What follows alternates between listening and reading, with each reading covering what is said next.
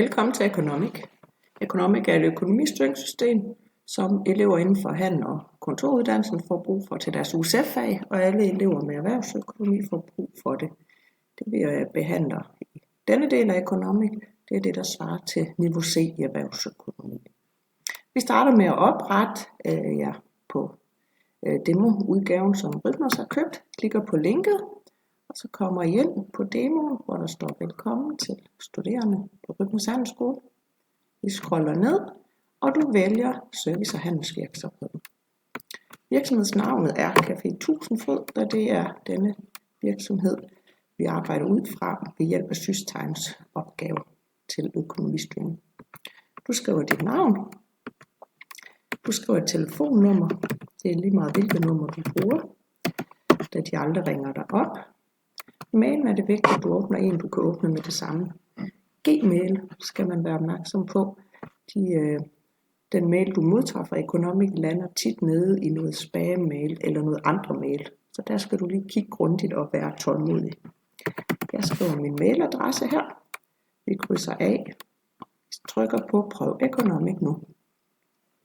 Så skulle der gerne komme en besked om, at de har sendt demoen. Så går vi ind i vores mailbox. Der kom demoen allerede.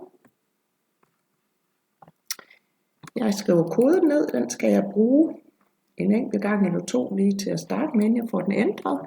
Og aftalenummeret er vigtigt for mig, da det er det, jeg skal logge på med, hvis jeg kommer til eksamen. Så have styr på aftalenummer, dit bruger-ID, som er de 3 første bogstaver af dit navn, og den her første kode, du får. Den ændrer vi lige om et øjeblik inden i Economic. Vi klikker på log på. Og hos mig er det udfyldt. Jeg mangler kun at skrive den der mærkelige kode, jeg fik fra Economic. Så kan jeg gå ind og ændre den.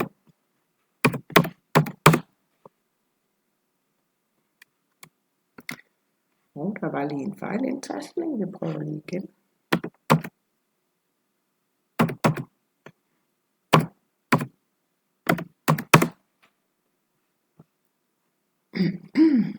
Så er vi i Economic. Vi starter med at få ændret koden. Vi lukker det her pop-up billede ned. Vi går op i lykkehjulet, havde jeg nær sagt. Vi vælger mine indstillinger. Vælger jeg mit navn. Og skriver den kode, jeg fik tilsendt i mailen næste gang.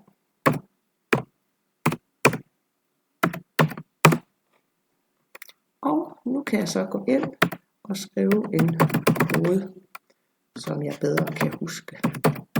Husk at få skrevet den kode ned, jeg har ændret det til, så I ikke står og mangler, hvis vi skal til eksamen.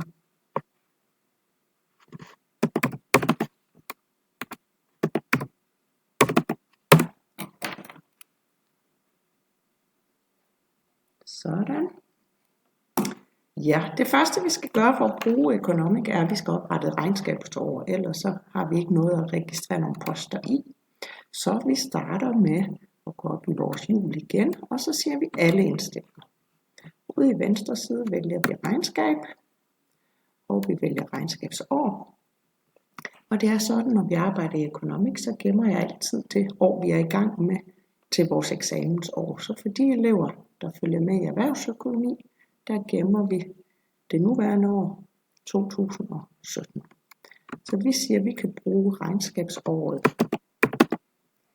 2016 til øvers i på niveau C. Sådan. Regnskabsår er jo 12 sammenhængende kalendermåneder.